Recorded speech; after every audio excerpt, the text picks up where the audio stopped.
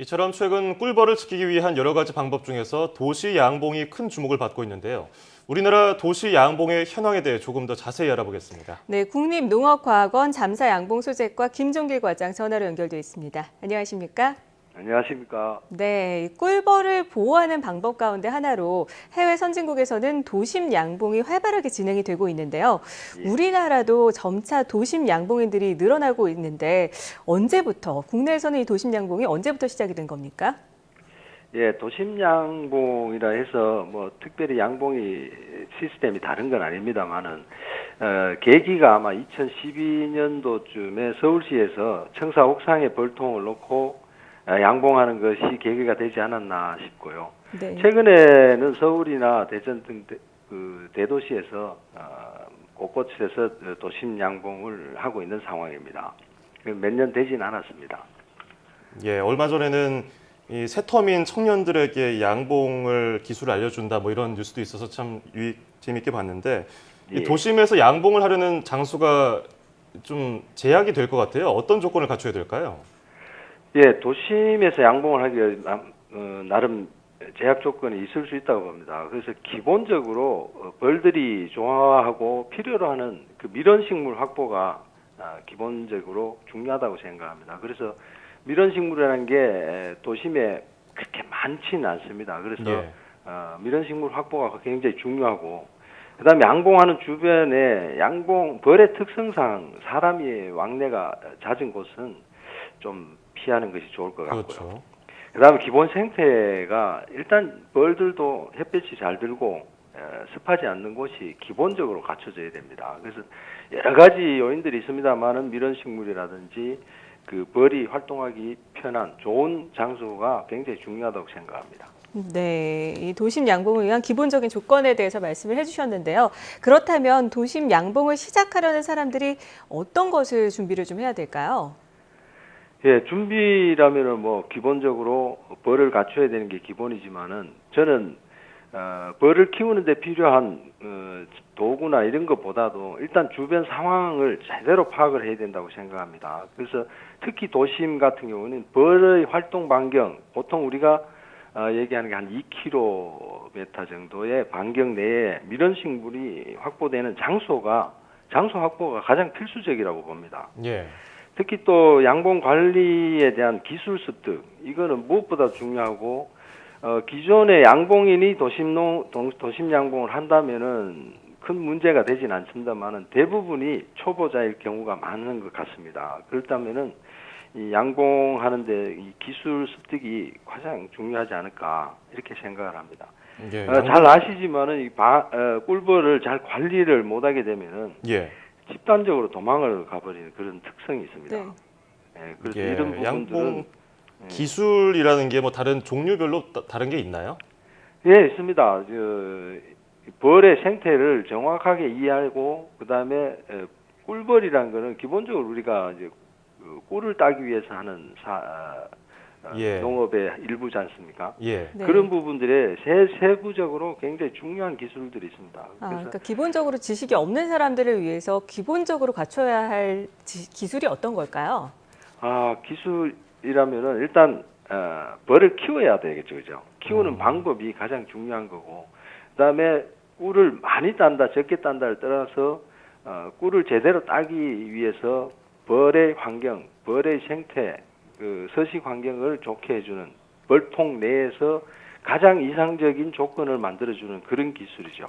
예. 그래서 이런 기술들은 우리 국가기관에서 정기적으로 또 현장에 직접 방문해서 교육도 수시로 하고 있습니다. 자, 이렇게 장소가 마련이 됐고요. 기술도 습득을 했습니다. 그런데 예, 걱정되는 게 이 벌 하면 사람들의 인식이 일단 예. 무서워서 도망가는 이런 게 좀 많지 않습니까? 그래서 그렇죠. 이 예. 거주하는 분들이 벌에 쏘이는 사고 같은 게 발생할 수 있을 것 같은데 위험하진 않나요? 위험하다 안 하다 이 말씀을 드리기가 못하지만 예. 벌에 대한 그 알레르기가 있고 이런 분들은 위험할 수가 있습니다. 그래서 예. 일단 도심 내에서 사고 발생을 줄이기 위해서는 앞에서 말씀드린 벌을 잘 관리하고 그 환경을 좋게 함으로 해서 이 환경이 좋지 않으면 벌이 집단적으로 도망을 가는 그런 습성이 있습니다. 예. 그런 부분들을 해소하기 위해서 기본적으로 벌들이 이탈하지 않게 관리를 잘 해야 된다라는 거고요. 예. 이러한 문제를 발생하지 않기 위해서는 그 주변 환경이나 이런 걸 적지 선정도 굉장히 중요하고요. 예. 네. 또 과장님 비롯해서 예. 뭐 양봉업 하시는 분들은 직접 물리는 경우는 없습니까? 아니 뭐저 쏘이는 경우가 많죠. 종종 있나요? 뭐 관리를 직접 벌통 옆에서 바로 하다가 보면은 예. 쏘이는 경우도 있지만은 알러지가 심하지 않는 사람은 뭐 크게 문제가 되지 않고 특히 어린아이들 같은 경우는 기본적으로 이 그 벌에 대한 겁이 있지 않습니까? 그렇죠. 겁을 그렇죠. 내는 이런 부분들이 있기 때문에 만약에 벌에 쏘였을 경우에 당황하지 마시고 바로 인근 병원이나 찾아서 이렇게 하시면 큰 문제는 없을 것 같고요. 네. 그리고 제가 보기에는 도심 양봉을 하시는 분들이 이 소득을 많이 올리겠다는 그런 욕심이 있는 분들은 거의 없는 걸로 알고 있어요. 예. 그러면은 자기가 수용할 수 있는 관리할 수 있는 정도의 벌통 수를 가지고 제대로 관리하는 게 이런 위험 요소를 최소화하는 그런 하나의 방법도 되지 않나 이렇게 생각합니다. 네, 욕심을 너무 갖지 않고 하는 것이 좋다는 말씀인 것 같은데 이 그렇습니다. 꿀벌이 전 세계적으로 감소하면서 사실 예. 우려가 좀 커지고 있습니다. 우리나라에서 이렇게 도심 양봉을 하고 있지만 이것 외에 꿀벌을 지키기 위한 노력 어떤 것들이 이루어지고 있습니까? 예, 꿀벌은 뭐 기본적으로 우리가 꿀벌은 지켜야 된다. 꿀벌이 사라지면은 뭐 지구가 멸망한다. 이런 뭐 그 심한 말들도 지금 최근에 들리고 있지 않습니까? 예. 이 작물이 식량 작물의 약 70%가 꿀벌이나 곤충들에 대한 화분 매개 역할이 없으면은 안 된다는 이런 보고도 있습니다. 그래서 꿀벌을 지킨다는 것은 굉장히 우리 환경적으로 인간의 삶을 윤택하게 해주는 그 기본이라고 저는 생각을 합니다.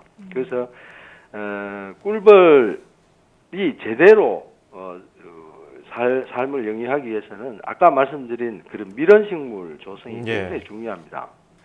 그래서 벌이 필요로 하는 밀원식물 조성이 기본적으로 이루어져야 되는데 다행스럽게도 지자체나 양봉단체 이런 데서 밀원식물 조성 사업들이 지속적으로 지금 추진되고 있고요. 또 대표적인 이제 그런 식물은 뭐가 있습니까? 밀원식물의 우리나라 대표적인 밀원식물이 아카시 나무죠. 예. 아카시 나무인데 아카시 나무는 뭐 우리나라 꿀의 약 70% 정도, 아카시 꿀이 70% 정도 차지하고 있습니다. 그래서 뭐 밤꿀 뭐 여러 가지 있지만은 일단은 벌들이 선호하는 꿀이 있고 화분이 있는 그 식물들을 많이 식재하는 게 굉장히 중요한 작업이고요. 또 이게 꿀벌 지키기 위해서 우리가 이제 연구기관 같은 데는 꿀 생산성이 좀 높고 예. 환경 적응성이 뛰어난 이런 벌들을 육성해서 현장에 보급하고 있는 상황이고요. 네. 특히 병해충 피해를 최소화하는 연구를 지금 강화하고 있습니다. 예. 알겠습니다. 자, 지금까지 국립농업과학원 잠사양봉소재과 김종길 과장이었습니다. 오늘 말씀 고맙습니다. 예, 감사합니다.